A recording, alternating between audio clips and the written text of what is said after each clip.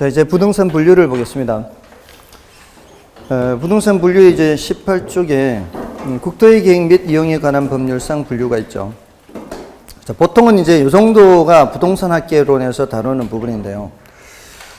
그 국계법상 분류는 용도 지역은 중복 지정이 돼야 안 돼요. 중복 지정이 안 되죠. 근데 용도 지구나 용도 구역은 중복 지정이 되죠. 그리고 용도 지역은 전 국토를 대상으로 하는 거고 용도 지구는 전 국토를 대상으로 하는 것은 아니죠. 그 얘기는 전국에 있는 어떤 토지든지 간에 도관, 농자 어딘가에는 반드시 포함되어 있어야 되죠. 그게 전 국토를 대상으로 하는 거예요. 근데 용도 지구나 용도 구역은 전 국토 중에 어떤 토지가 용도 지구에 포함되어 있지 않을 수 있다는 얘기예요. 그죠? 어떤 위치의 토지가 반드시 용도 지구 어딘가에 들어가야 되는 것은 아니죠. 그리고 이제 중복 지정이 될 수도 있고요. 그런 차이가 있는데 우리 수준에서는 이런 정도거든요. 도관, 농자 뭐 이런 정도. 근데 그걸 뜻을 이렇게 묻기도 해요. 자연환경 보존지역은 도시지역 내에 지정된다. 뭐 이런 식으로 출제가 되기도 해요. 그럼 별개죠, 별개. 자연환경 보존지역은 자연환경 보존지역, 도시지역은 도시지역 이런 식으로. 근데 제일 깊게 나온 게 뭔지 아세요? 제일 깊게 나왔는 게 우리 토지 분류, 부동산 분류에서 국계법에서 제일 깊게 나왔는 게 제1종 전용 주거지역과 제1종 일반 주거지역 요걸 구별하는 문제가 나왔어요. 전용 주거지역과 일반 주거지역 구분하는 거. 이게 우리 시험에서 개론에서 공법 문제가 나왔다 이 말이에요. 근데 여기까지 수업하기에는 좀 개론에서는 좀 그렇잖아요. 근데 공법에서는 어려운 건 아니죠. 전용 주거지역과 일반 주거지역은 양호하느냐 편리한 요 차이가 있으니까 그러니까 2차 공부를 같이 하신 분들은 어렵지 않게 그냥 땡큐죠, 사실은. 어떻게 보면. 2차 공부하신 분들은 땡큐를 해서 맞췄는데, 1차만 하신 분들은 이거를 파악하기가 쉽지 않다는 거죠. 그렇다고 해서 개론 시간에 공법을 수업할 수도 없고, 그렇잖아요. 이제 일반적인 수준으로는 얘기하지만, 그래서 그런 부분은 어쩔 수 없는 부분이긴 한데, 근데 출제가 그렇게 됐는데 별로 이의 신청이 없는 거예요, 사람들이. 그러니까 합격하는 데는 별 지장이 없으니까. 그러니까 1차만 하시는 분들이 조금 이제 타격을 받은 거죠. 그래서 제가 이의 신청을 했는데 이의 신청을 안 받아줬어요. 아니 이제 가르치는 입장에서는 1차만 하시는 분들도 고려를 해야 되잖아요. 그러니까 개론에서는 한 요 정도밖에 가르치질 않는데 그럼 나머지는 거의 공법인데 공법 문제를 개론에 출제하면 되냐 이거죠. 그럼 반칙이잖아요. 그럼 반칙하면 안 되는 거잖아요. 그래서 아무튼 그런 문제가 조금 있기는 합니다. 아무튼 이제 국계법상은 그렇게 구분을 하고요. 다음에 이제 그 공간 정보의 구축 및 관리 등에 관한 법률상 토지 분류에서 28개 지목이 있죠. 그게 이제 전답 과목 임강염 내장 학도 철천제 주요 창구 체원종 양수공차 삼요잡 이렇게 한다 그랬죠. 혹시 그렇게 외우셨나요? 안 외우셨어요?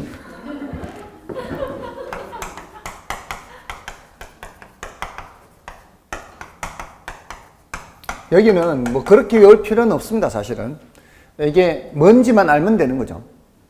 전이 뭐예요? 밭이죠. 답은 상시적으로 물을 가두어 두고서 경작을 하는 것이죠. 그죠? 이게 경작을 해야 되는 거예요. 그냥 상시적으로 물이 고여있다 이렇게만 나오면 뭐예요? 그러면 유지가 돼야 돼요. 근데 거기에 경작을 하는 거죠. 뭐 미나리 같은 것도 경작할 수 있죠. 그것도 답이죠, 답.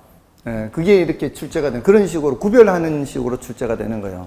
근데 그게, 결론에서는 그렇게 출제 안 된다, 이 말이죠. 그는 공시법에서는 그렇게 출제가 돼도, 우리 시험에서는 그게 논이냐 아니냐, 밭이냐 아니냐, 이것만 알면은, 맞출 수 있는 식으로 출제가 되는 거예요. 그러니까 관은 과수원이고요. 목은 목장용지, 임은 임야, 광은 광천지예요, 광천지. 뭐 온천 같은 거, 석유가 솟아난다거나 이런 거를 광천지 그래요. 염은 뭐겠어요? 염전. 네, 이것만 알면 되는 거예요. 그다음에 대장 있죠, 대장. 이 주상공이에요, 주상공. 대장학도 철천제 이렇게 하죠. 주거용 상업용 건물을 건축할 수 있는 토지가 되죠. 장은 공장용지죠. 그래서 학은 학교용지, 대장학, 도로, 철도, 하천, 제방. 얘네들은 길게 있는 물건들이죠. 도로 길죠. 철도 길죠. 하천 길죠. 그 옆에 제방 길죠. 그러니까 함께 기억하면 되는 거죠. 그다음에 주유, 창구, 채원정이죠. 주유, 창구, 채원정. 주는 주유소 용지죠. 주유, 유는 유지. 여기 이제 약간 물이 오랫동안 상시적으로 머물러 있는 연못 같은 거, 저수지 같은 거. 그다음에 창고 용지, 주유, 창구, 채원정, 창고 용지. 구는 국어. 소규모 수로 부지를 국어라 그러죠. 도랑 생각하면 돼요. 채는 체육용지, 원은 유원지, 종은 종교용지. 이걸 사찰용지 이렇게 하면은 안 되는 거예요. 종교용지, 지목의 명칭은 종교용지입니다. 이게 사찰용지라고 해서 지목이 따로 있는 건 아니죠. 그런 식으로 출제를 해요. 사찰용지라는 지목은 없어요. 종교용지라는 지목이지. 그다음에 양수공차 삼효잡이죠. 양수공차 삼효잡. 양은 양어장, 수는 수도용지, 공은 공원이죠. 차는 주차장, 사는 사적지, 역사적 유적지 이렇게 생각하면 돼요. 사적지, 역사적 유적지. 묘는 묘지, 잡은 잡종지 이렇게 이제 구별할 수 있으면 되는 거죠. 그래서 뭐 하기는 외울 수도 있죠. 뭐 전답과목, 인강염, 대장학도, 철천제, 주유, 창구, 채원정, 양수공차, 삼효잡 이렇게 써놓고 이렇게 화장실 같은 데다 이렇게 앞에 붙여놓고 냉장고에 붙여놓고 이렇게 수시로 한 번씩 하면 되죠. 근데 이게 제일 많이 쓰는 게 두 가지죠. 전답과는 많이 나오잖아요. 전답 과목 인강염. 그 다음에 대장이 많이 나오잖아요. 주상공, 주거용 상업용 건물 짓고, 대장학도 철천제 뭐 이렇게 하다 보면 나중에 요 나머지 둘 주유, 창구, 채원정, 양수공차, 삼효잡 이렇게 하면 되니까. 근데 보통은 이제 차장, 천원해서 요 네 가지를 따로 기억하죠. 차장, 천원해서 주차장 두 번째 글자죠. 요거는 공장의 두 번째 글자, 요거는 하천의 두 번째 글자, 요거는 유원지의 두 번째 글자 이렇게 그런 정도면 됐고요. 우리 이제 결론에서는 이제 19쪽에 있는 게 훨씬 더 중요하죠. 주로 거기서 출제가 되는 거죠. 부동산 활동상 토지 분류해서 대지, 택지, 부지 이렇게 하는데 요 택지를 중심으로 해서 부지 쪽으로 이렇게 비교하라 그랬죠. 요걸 이제 주로 많이 물어요.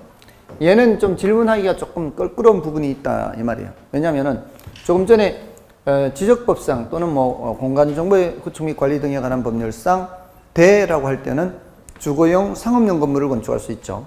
근데 그게 도시개발법에도 대지란 말이 나오거든요. 건축법에도 대지란 말이 나오거든요. 그러니까 그런 다른 법까지 고려한다면 건축법에서 대지라고 할 때는 여기는 건물 지을 수 있는 땅은 전부 다 뭐예요? 대지예요. 건축법에서는 건물 지을 수 있는 땅은 다 대지이기 때문에 주거용이든 상업용이든 공업용이든 따지지 않죠. 건축법에서 대지라고 할 때는. 그러니까 그럴 때는 택지하고 유사해지게 돼버리는 거예요. 그죠? 그러니까 함부로 이걸 대지라는 용어를 질문하기가 조금 어려워요. 대지라는 말은. 근데 뭐는 질문하기가 쉬워요. 택지와 부지는 질문하기가 쉽거든요. 그래서 주상공 건물을 모두 건축할 수 있는 부동산 활동상 분류예요. 부동산 활동상 주거용, 상업용, 공업용 용도를 따지지 않고 건물을 건축할 수 있는 토지는 다 뭐라 그래요? 택지라 그러죠. 우리 택지 개발한다 그러잖아요. 택지 개발한다고 할 때는 바로 그걸 얘기하는 거죠. 근데 부지라고 얘기할 때에는 일반적인 바닥 토지는 전부 다 부지라고 하죠. 그래서 건물을 건축할 수 있는 용지뿐만이 아니라 일반적으로 사용할 수 있는 그런 바닥 토지는 모두 다 부지다라고 얘기를 하는 거죠. 그래서 조금 더 제일 폭넓게 쓰는 표현이 부지죠. 이게 제일 폭넓게 쓰는 거예요. 그러면 됐어요. 그 정도면 됐고요. 다음에 후보지 이행지. 자, 이거 전환 중인 토지를 말하는 거죠. 후보지, 이행지. 대분류상 전환 중인 토지가 뭐예요? 후보지. 소분류상 전환 중인 토지가 이행지. 이렇게 되는 거죠. 대분류를 할 때 어떻게 분류해요? 택지지역, 농지지역, 임지지역 이렇게 하죠. 택농임. 택지지역은 이제 개발을 하는 것이죠. 농지지역은 개발을 하는 게 아니죠. 임지지역도 마찬가지. 보통 이제 이렇게 그 농지, 임지 이렇게 이제 구분하는 거 하고요. 그 공법에서는 어떻게 해요? 공법에서는 분류를 할 때 기본적으로 토지를 셋으로 분류를 하는데 하나는 개발하는 곳, 하나는 보존하는 곳, 하나는 생산 목적으로 사용하는 곳 이렇게 해서 공법에서는 농림지역 해서 농림 모두 다 생산 목적으로 사용하는 토지 이렇게 하죠. 보통은 이제 농이 주된 생산이지만 임산물도 있기는 하잖아요. 그래서 농림지역 하면은 생산 목적이에요. 그리고 자연환경 보존지역은 보존하는 것, 도시지역은 개발하는 것 이렇게.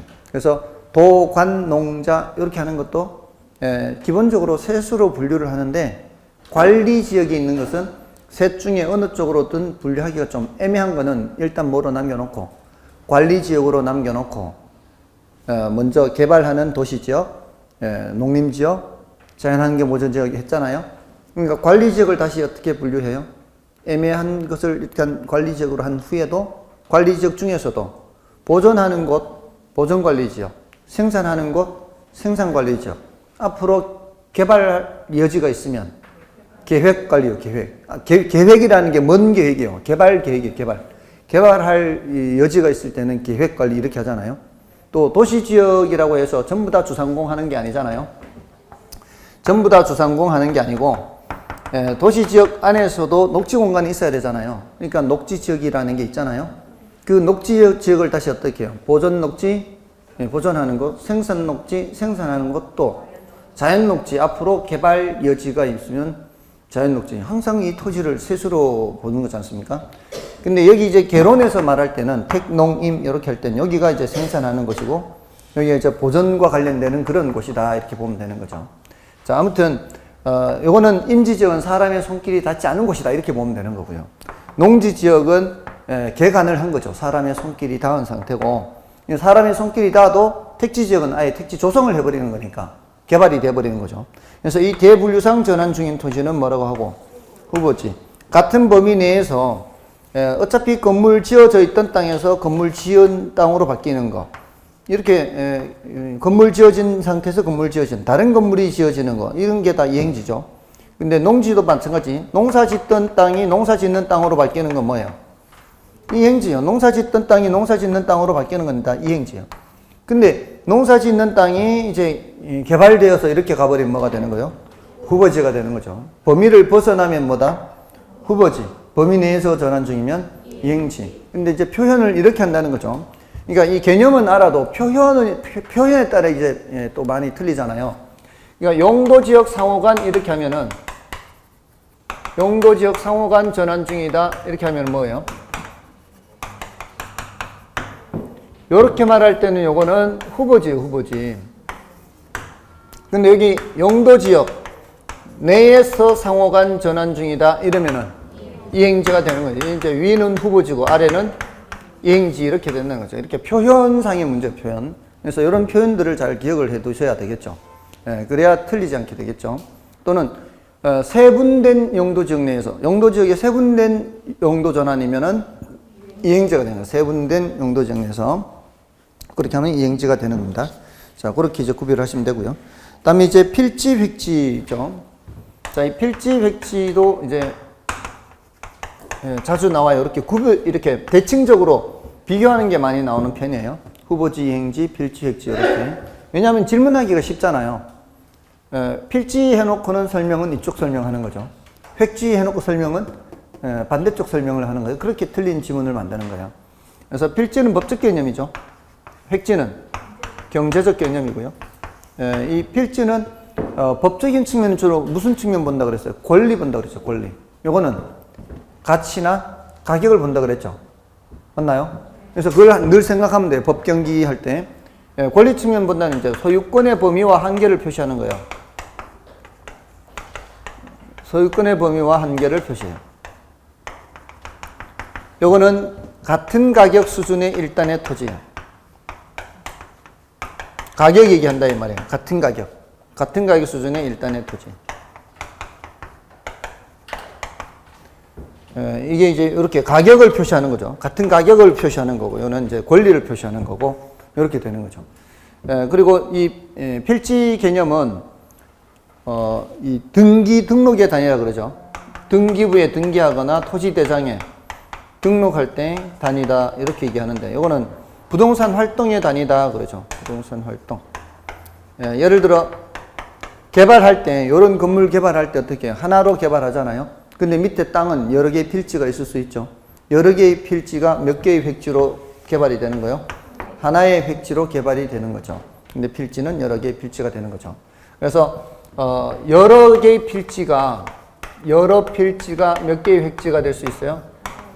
한 획지가 될 수 있죠. 이럴 때는 평가상 무슨 평가를 한다 그랬어요? 여러분 이제 일괄 평가하는 거죠. 근데 하나의 필지가 여러 개의 획지가 될 수도 있죠. 이럴 때 무슨 평가하는 거예요? 그때는 이제 구분 평가를 하는 거죠. 자, 이런 개념들 구별하면 되고요. 필지, 획지였죠. 그다음에 이제 나지건부지 하죠. 나지건부지 하는데, 이게 나지가 우리나라와 일본에서 보는 게 좀 달라요. 우리나라에서 이제 보통 이제 지금까지 했던 게 우리나라 거예요. 일본 건 별로 중요하지는 않으니까. 우리나라에서 나지건부지 이렇게 구별을 하면은, 얘는 지상에 건물이 없는 땅, 얘는 지상에 건물이 있는 땅이죠. 자, 근데 건물만 없는 게 아니고 뭐도 없어야 돼요. 사법상의 제한이 없어야 돼요. 그러니까 등기부상으로도 깨끗해야 돼요. 그러니까 건물뿐만이 아니라 등기부상으로도 깨끗한데, 얘는 지상에 뭐가 있는 거예요? 건물이 있는 밑에 땅이 되는 거죠. 그래서 이 지난 시간에 했나요? 이 평가를 할 때 어떤 것이 평가가 더 높게 되는 게 일반적이에요? 나지가 평가되는 게 더 높은 게 일반적이죠. 여기는 건부 감가가 발생하거나 건부 증가가 발생할 수 있다 그랬죠. 그래서 이런 땅을 평가를 할 때는 먼저 뭐인 상태를 먼저 보고, 나지인 상태를 먼저 보고, 이게 최유효 이용 상태죠. 최유효 이용, 언제든지 최유효 이용 건물을 지을 수 있으니까. 그래서 건부 감가가 발생하는지 증가를 발생하는지 그 다음에 살펴본다 그랬어요. 그래서 최유효 이용 원칙에서 얘기를 했어요. 최유효 이용 원칙이란 부동산의 가치는 최유효 이용을 전제로 하여 형성되는 가격을 표준으로 해서 이걸 이제 이 가치가 평가된다는 거예요. 이걸 먼저 보라는 얘기죠. 자, 아무튼 그때 이제 이런 얘기를 했는데, 근데 일본에서는 나지를 어떻게 구분하는 거예요? 일본에서는 나지를, 이거는 이제 중요도는 낮은 거예요. 갱지와 저지로 구분을 해서 일본에서 이렇게 구분해서 사법상 제한이 없이 깨끗한 상태는 갱지, 사법상 제한이 있는 상태는 저지, 이렇게 얘기를 해요. 그러니까 이 저지라는 말은 우리나라에서는 쓰지 않는 말이죠. 근데 시험에 갱지는 등장한 적이 있어요. 갱지는 등장해서 그냥 정답 지문으로 나온 게 아니고 그냥 지문에 등장한 적은 있어요. 이렇게 헷갈리지 마시라고, 혹시라도 나오더라도. 근데 우리나라에서는 나지라고 하는 거를 일본에서는 뭐라고 한다는 거예요? 갱지라고 한대. 뭐 이 정도입니다. 이 정도면 되겠습니다. 근데 이제 여기 이제 공법상 제한은 무조건 다 있어야 돼요. 공법상 제한은 무조건 다 있습니다. 공법상 제한 없는 토지는 없어요. 공법상 제한이 있다 그러면 무조건 틀린 거야. 예, 이건 무조건 제한이 있습니다. 자, 그럼 나지, 건부지 이렇게 정리하면 되고요. 그리고 건부지라 하더라도 그 건부지가 아닌 상태를 전제로 하는 평가를 무슨 평가라 그래요? 건부지가 아닌 아무것도 없는 상태를 가정하는 평가를 무슨 평가라 그래요? 나지 상정 평가 그래요. 나지를 상상해서 나지 상정 평가. 됐나요? 자, 이 나지상정평가는 어디에서 등장하는가 하면은 조건부 평가에서 등장해요. 우리는 현황평가, 조건부 평가 중에 뭐가 원칙이에요? 현황평가가 원칙이죠. 이 현황평가, 현조기소 이렇게 했어요. 현조기소. 기한부평가, 서구평가 이렇게. 근데 요거는 이제 기준 시점과 관련해서 얘기하는 거고, 요거는 현재 상태대로 평가하는 게 원칙이죠.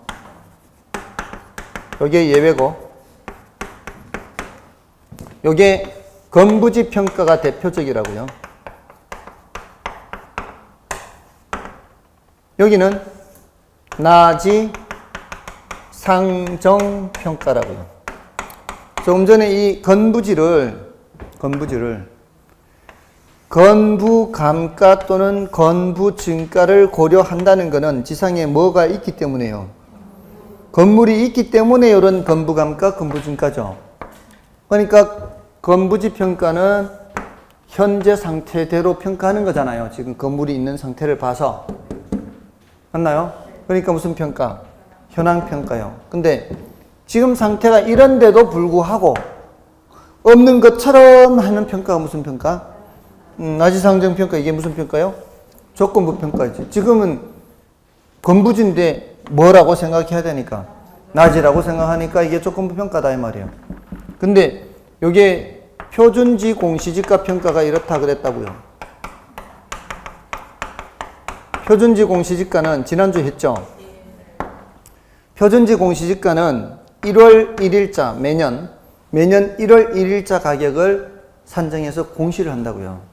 근데 그 1월 1일자 그 표준지, 전국에 50만 필지의 표준지가 있는데 그 지상에 건물이 있었는지 없었는지 우리가 일일이 다 조사하면서 알아볼 수가 없잖아요.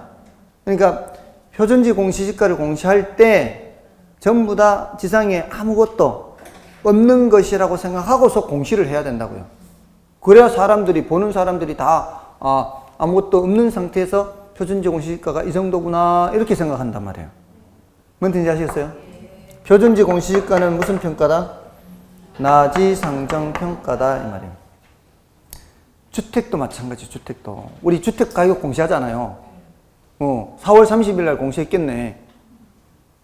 4월 30일 날 4월 30일까지 공동주택 가격하고 개별주택 가격을 공시해요.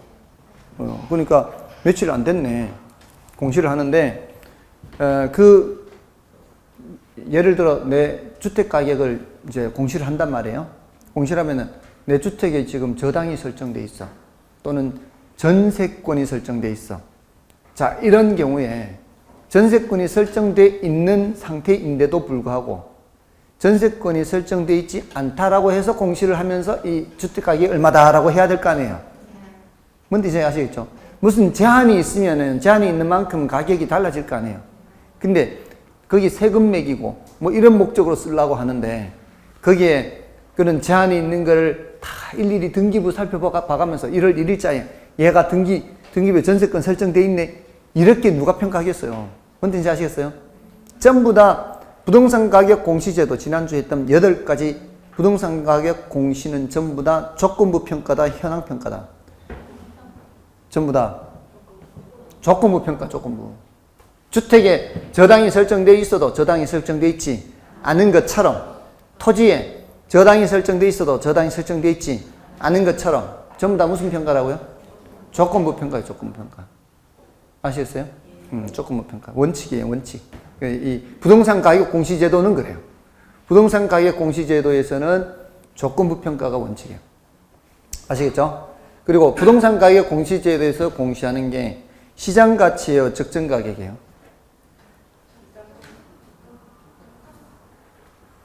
시장 가치가 아니에요. 적정 가격이라 그건. 부동산 가격 공시제도에서는 시장 가치 아닙니다. 여러분들 작년에 부동산 종부세 대상인 사람들이 시가 9억 이상인가요? 아니에요. 공시가격으로 9억 이상이에요. 공시가격으로 9억 되려면은 실제로는 한 10몇 억 돼요. 그러니까 이 괴리가 크다고요. 그는 그 차이가 뭐 때문이에요? 이게 시가와 공시가격이 차이가 많이 나기 때문이잖아요. 근데 그 공시가격이 무슨 가격으로 공시한다고요? 적정 가격으로 한대요. 적정 가격. 8가지 전부 다 적정 가격으로 해요. 근데 시장 가치는 어떻게 기억하라 그랬어요? 시장 가치가 뭐예요? 물으면. 이거 수업 안 했어요? 시장 가치가 뭐예요? 그러면 통충정신 하라 그랬잖아요. 이제 기억나세요? 이미 버스는 갔어요. 늦었어요. 시험 칠 때 이게 생각이 바로 나야 된다. 시장 가치 하면 바로 머릿속에 생각나야 돼. 아시겠어요? 그래야 지문을 빨리 읽는다고요. 이게 지문이 길단 말이에요, 이게. 지문이 기니까 이게 통충정신이 있는지 빨리 찾아야 돼. 이게 준비가 돼 있어야지, 이게. 그러니까 그런 문답식으로 이렇게 자꾸 스스로 문답해야 돼. 자문자답을. 스스로 묻고 스스로 대답하고. 시장 가치는 통충정신인데 적정 가격은 통충정신이 아니고 통정이에요, 통정. 나중에 또 할 거예요. 문제풀이 하면서 할 거예요. 통정이에요, 통정. 정을 통했다는 게 아니고 통정, 통상적인 시장에서 정상적인 거래예요. 정상적인 거래. 딱 요거밖에 없어요. 통정. 적정 가격은 그렇게밖에 없어요. 시장 가치와는 개념이 달라요. 아시겠죠? 자, 지금 한꺼번에 지금 나오고 있는 거요. 이렇게 건부지 이런 얘기가 나오니까 나지, 건부지 나오니까 원칙은 현황평가, 건부지평가인데 저기는 부동산 가격 공시제도에서는 무슨 평가다? 나지 상정평가, 조건부평가예요. 그렇죠? 자, 그리고 이제 맹지 자료형 토지. 자, 이런 것들은 이제 맹지는 도로에 접혀 있지 않은 땅, 자료형 토지는 도로에 좁은 입구로 연결되어 있는 땅. 그다음에 법지 빈지죠. 법지는 법으로만 소유할 뿐 활용 실익이 없거나 적은 토지로서 경사진 토지 비탈면에 해당하는 토지죠. 그래서 그림을 그리면은 이렇죠. 경사면으로 이렇게 그려서 경사면은 주로 윗 토지 소유자에 속해요, 아래 토지 소유자에 속해요. 경사면은 원칙이 경계 측량을 할 때 여기를 하단부를 기준으로 하기 때문에 경사면은 윗 토지 소유자에 보통 포함되겠죠. 맞나요? 여기까지가 100제곱미터라 해도 여기 요 구간이 90제곱미터라면 그러면은 10제곱미터만큼은 사용 못하는 땅이죠. 그런 땅을 뭐라고 한다? 법지 이렇게 하죠. 요걸 법면이라고 합니다. 법면. 그리고 바닷가 있죠. 바닷가. 바닷가 해서 여기서부터 지적 측량을 한 여기부터 측량하죠. 여기부터 측량하고 요 사이의 토지를 뭐라고 한다? 사이 토지를 빈지라고 하죠. 빈지. 바닷가라고 하죠. 활용 실익이 있고 소유권 표시가 안 돼 있다. 이건 뭐예요? 빈지의 법제예요. 활용 실익은 있는데 소유권 표시 안 돼 있는 거는 빈지. 소유권 표시는 되어 있지만 활용 실익이 없거나 적은 토지. 법지 이렇게 해야죠. 그러니까 그 대칭적으로 많이 묻는단 말이에요. 그다음에 유휴지, 휴한지, 공한지. 자, 얘네는 유는 놀유자, 휴는 쉴휴자, 공은 투기 목적으로 방치하는 땅 이렇게 하면 되죠. 특히 휴한지는 쉴휴자니까 정상적으로 쉬게 하는 거죠. 이게 그 휴경지 생각하면 되죠. 휴경지. 그다음에 공지하고 공한지하고 헷갈리면 안 되죠. 공지는 건축법에 의한 건폐율 등의 적용으로 한 필지 내에 비어둔 토지가 공지죠. 그다음에 포락지는 뭐하고 관계 있어요? 침식작용, 물의 침식작용과 관계 있다고 그랬어요. 포락지는 물의 침식.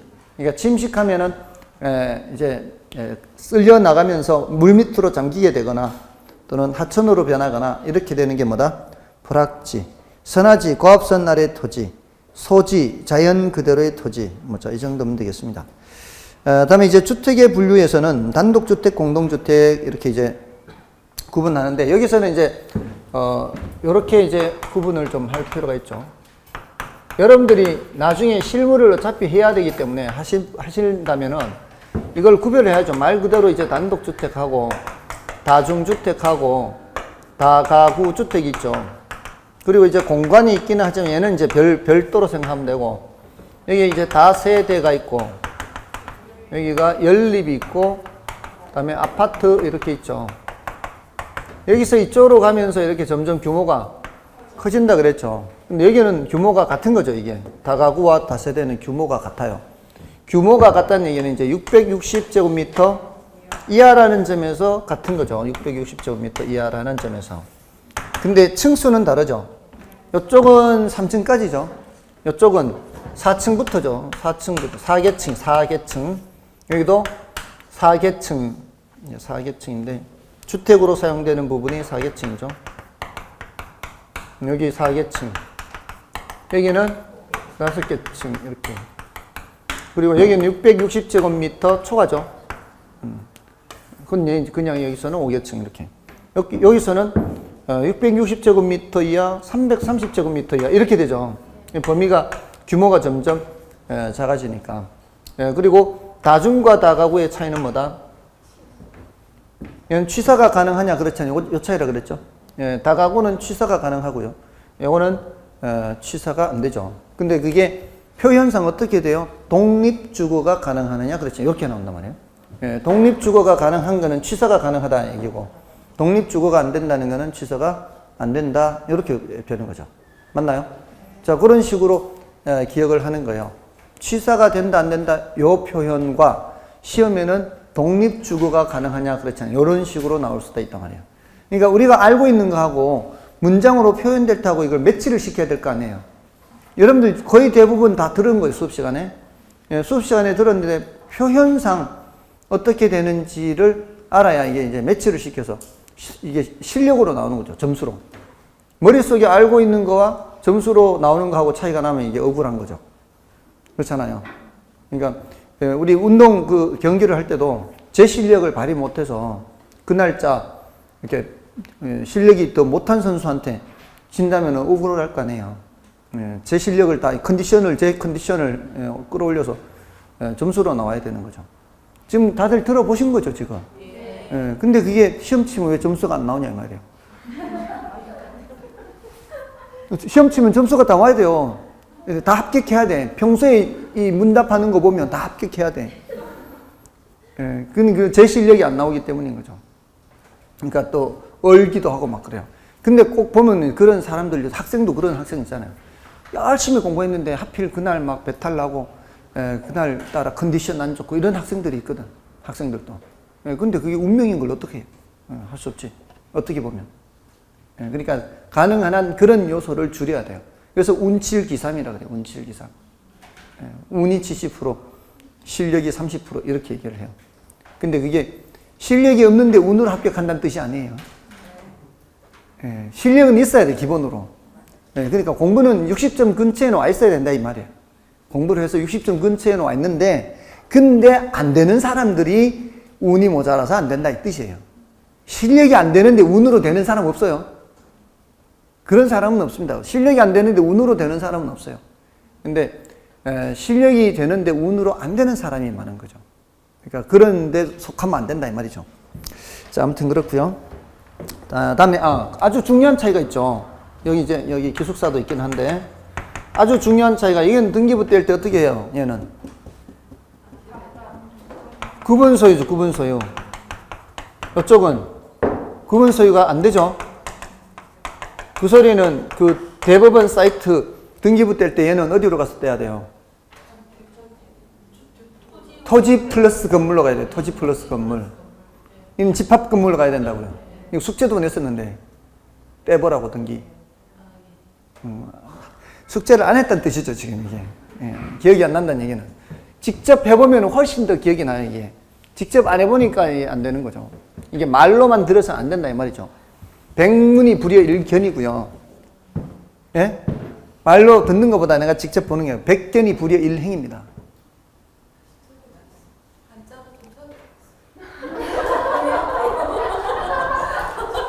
갑자기 한자로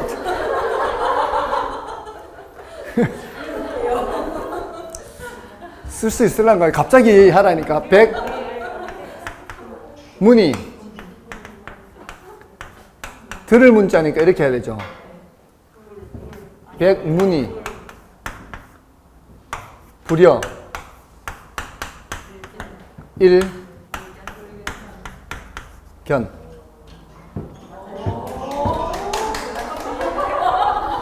오, 했습니다. 백견이,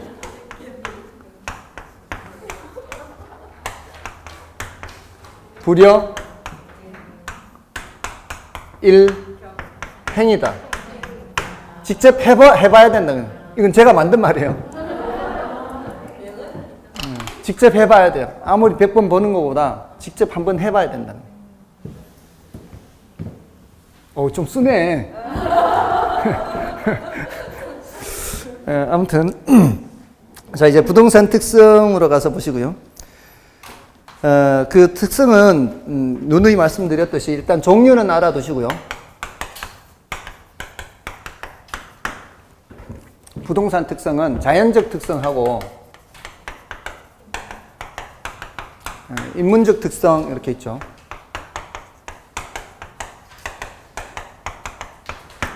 이 자연적 특성의 부동성, 이제 종류는 다들 아시겠죠? 부증성, 영속성, 그다음에 이제 개별성, 인접성 이렇게 있죠. 부부연계인 하죠. 부부연계인. 자, 이 5가지에서 주로 위에서부터가 중요해요. 이 위에 3가지가 중요한 거죠. 그러니까 파생 현상을 하더라도 이 3가지 위주로 하시라는 거예요. 네, 뜻도 마찬가지. 근데 인문적 특성에서는 용도 다양성이 제일 중요해요. 용도 다양성이 그나마 제일 중요합니다. 그 다음에 이제 병합 분할 가능성, 그 다음에 사회적, 경제적, 행정적 위치 가변성이죠. 이렇게. 자, 그래서 자, 우리 부동성 위주로 이제 부동성, 부정, 영속성 위주로 보시면 부동성은 그 위치를 이동시킬 수 없는 거잖아요. 근데 거기에 파생 현상에서 동산과 부동산의 구별 근거, 이거는 뭐 당연하죠. 우리 부동산이란 단어 자체가 부동성에서 나왔으니까 그 뭐 이거는 어렵지 않잖아요. 근데 두 번째 보시면 추상적 시장, 국지적 시장, 부분 시장 중에서 특히 국지적 시장, 부분 시장 있죠. 국지적 시장이나 부분 시장, 이게 국지나 부분이나 같은 의미죠. 국지나 부분 같은 말입니다. 그 다음에 외부 효과가 나타나게 하고 경제적 감가. 자, 요리 이제 이런 말이 나온단 말이에요. 자, 외부 효과에 좀 어려운 내용이 나오잖아요. 외부 효과. 그게 외부 효과 중에서도 무슨 외부예요? 부의 외부 나타나잖아요. 그게 무슨 감가와 관계된다? 경제적 감가와 관계된다. 자, 요거 뭘 예를 들면 될까요? 여러분들이 예를 생각하는 게 훨씬 더 쉽죠. 예. 시멘트 공장, 쓰레기 소각장 뭐 이런 거 생각하면 돼요. 근데 이게 지난 시간에 그 감정평가에서 경제적 감가가 나왔거든요. 그죠? 물리적 감가, 기능적 감가, 경제적 감가 이렇게 이런 내용이 나오면은 함께 정리를 하는 것이 훨씬 더 효율적이에요. 물기경. 그죠? 맞나요? 물리적 감가, 기능적 감가, 경제적 감가 나왔지 않습니까? 물기경.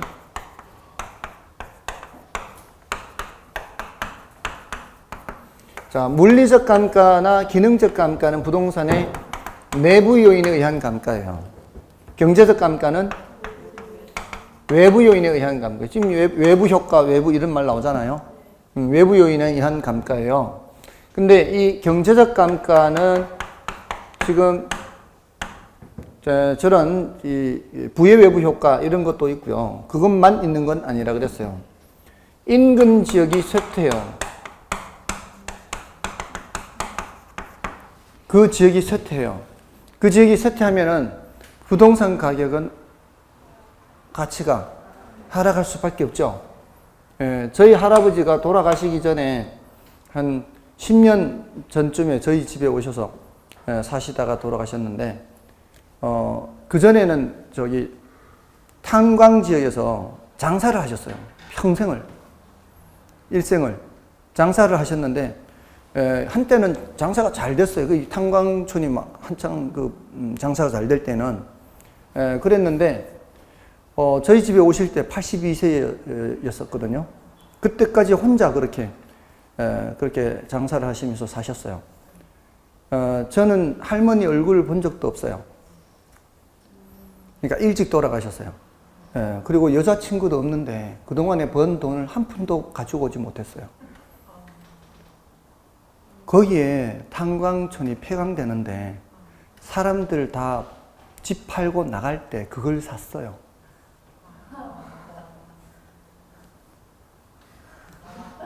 거기에 그냥 그대로 두고 오셨어요. 지금 가면은 건물들 다 흘리고 없어요. 그 지역이 지금 쇠퇴하고 있는데 그 건물 사봤자 뭐해 그게. 아마 할아버지는 그 당시에 좀 누가 좀 싸게 팔고 간다고 하니까 샀겠죠. 뭔 뜻인지 아시겠어요? 아무리 좋은 자재로 좋은 물건 만들어 놔봤자 그 지역이 쇠퇴하면 부동산 가격 어떻게 해요? 떨어지죠. 물리적 감가, 기능적 감가 있어요, 없어요? 이런 거 없어요. 만약에 새 거라 할지라도. 뭔 뜻인지 아시겠죠? 그런 게 경제적 감가예요. 여러분들 더 기억을 잘하게 하려고 이런 아픈 얘기까지 하고 있어요, 지금. 인근 지역이 쇠퇴하는 거, 그 지역이 쇠퇴하는 건물하고 아무 관계 없다고요. 근데 가치가 외부 요인이라고, 외부 요인. 맞아요? 인근지역 쇠퇴 또는 시장성 감퇴. 인기가 떨어지는 거예요. 그 물건 자체가. 그래서 이거 땅콩주택 얘기를 했다. 땅콩주택. 땅콩주택. 예전에 한번 말씀드린 적 있을 텐데. 땅콩주택은 서로 이렇게 마주보고 있는 거잖아요. 쌍으로 땅콩 모양 이렇게. 안 들어보셨어요? 이렇게 서로 마주보고 있는데 보통은 뭐 형제 자매나 뭐 친구나 이렇게 동창이나 이런 이 사람들이 이렇게 야 우리 마음도 잘 맞고 한데 같이 살자. 이게 얼마나 오래 갈 것 같아요. 둘 중에 하나 이렇게 틀어지면은 다른 데로 이사 가면 그 집 팔기도 쉽지 않아요. 그런 거는 한때 잠깐이죠. 한때 잠깐. 그런 거는 가치가 떨어지더라도 얘네들 가치 떨어지는 거 말고도 추가로 이제 낡아질 때 이런 물리적 감가 또는 기능적 감가 말고도 무슨 감가가 많이 발생해요? 경제적 감가가 많이 발생한다고요. 그런 것들은.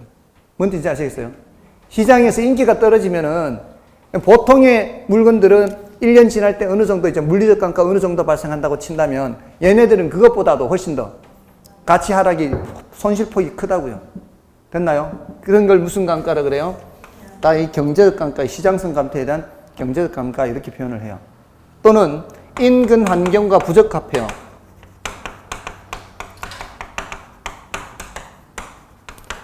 자, 요때 뭘 했는가 하면은 요때 적합의 원칙이 있어요. 적합의 원칙.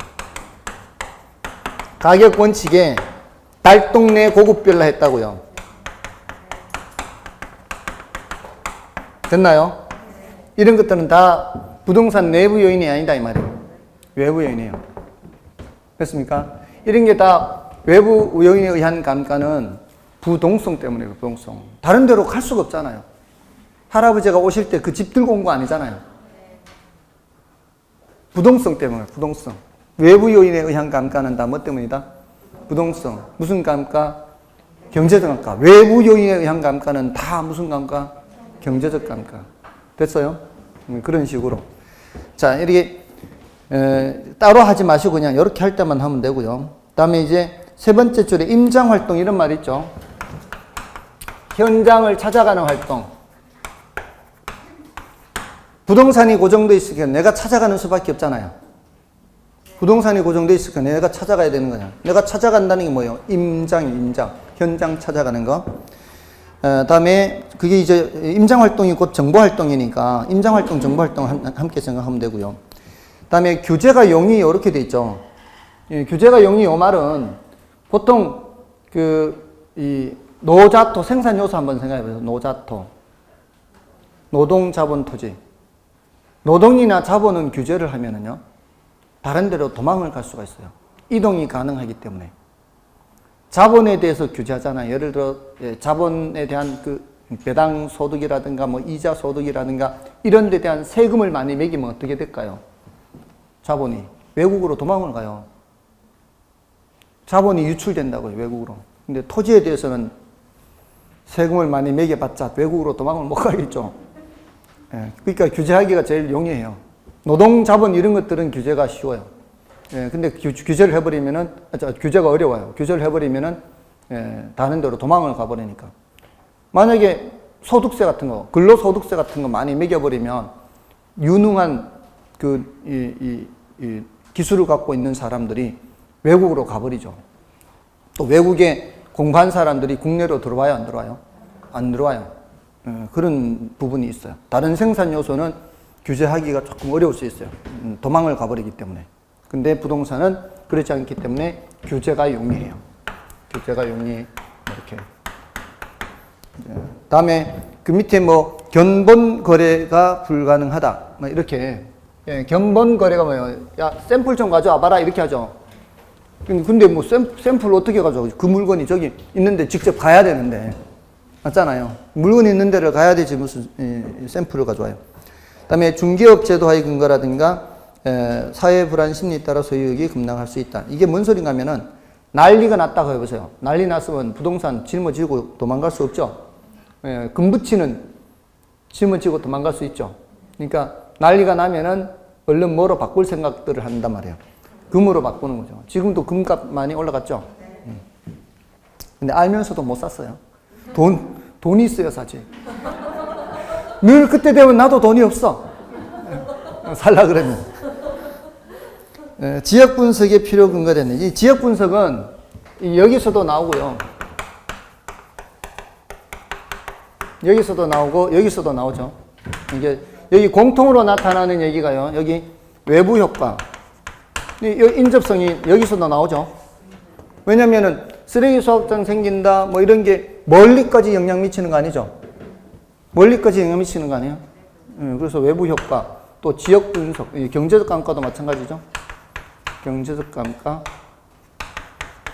그다음에 지역 분석 이런 것들은 여기서도 나오는 얘기예요. 자, 그럼 됐고요. 다음에 이제 밑에 부증성 가보세요. 부증성에서는 토지의 물리적 공급 곡선이 수직선이 되게 함. 이거는 이제 아시겠죠, 이제. 더 이상 수량을 증가시킬 수 없으니까. 다음에 두 번째 집약적 있죠. 자, 이런 집약적 이용이 있는데 이게 가장 사실 근본은 희소성 때문에 희소성. 이거는 물리적인 양을 증가시킬 수 없잖아요. 그래서 다섯 번째에 있죠. 토지 부족 문제 원인이 되면 희소성 때문에 발생하는 거예요. 이거는 더 이상 물량을 증가시킬 수 없으니까 토지는 한정되어 있으니까 그 토지를 이용하려는 사람이 많아지면 많아질수록 어떻게 이용할 수밖에 없어요. 위로 올려서 이용할 수밖에 없죠. 집약적이라는 말이 나오는 거죠. 그리고 효율적으로 희소한 자원이니까 효율적으로 이용해야 될 거 아니에요. 그러니까 이게 뭔 얘기가 나오는 거예요? 최유효 이용도 여기서 나오는 거고요. 토지 부족 문제 이런 거 다 여기서 나오는 거죠. 토지 부족 문제. 그리고 생산비 법칙이 적용된다 안 된다? 생산비 법칙이 적용되지 않아요. 그러니까 생산비를 투입해서 그 물량을 증가시킬 수가 없다. 이런 말이 나오는 거죠. 됐나요? 자, 그럼 됐고 나머지는 됐습니다. 그거 좀 어렵습니다. 마지막 부증성의 마지막 항목은 좀 어려우니까. 다만 이제 부증성의 그 왼쪽에 그 예에서 저수지 매립은 토지의 물리적인 증거가 아니라 용도 전환이다. 이거 조심하시고요. 그러니까 부증성은 예외가 없습니다. 예외적으로 물리적인 양을 증가시킬 수 있다. 이런 말 나오면은 틀린 말이 되는 거예요. 아시겠죠? 자, 다음에 영속성도 조금 설명드릴 건데 좀 쉬고 할까요? 좀 쉬고 하겠습니다.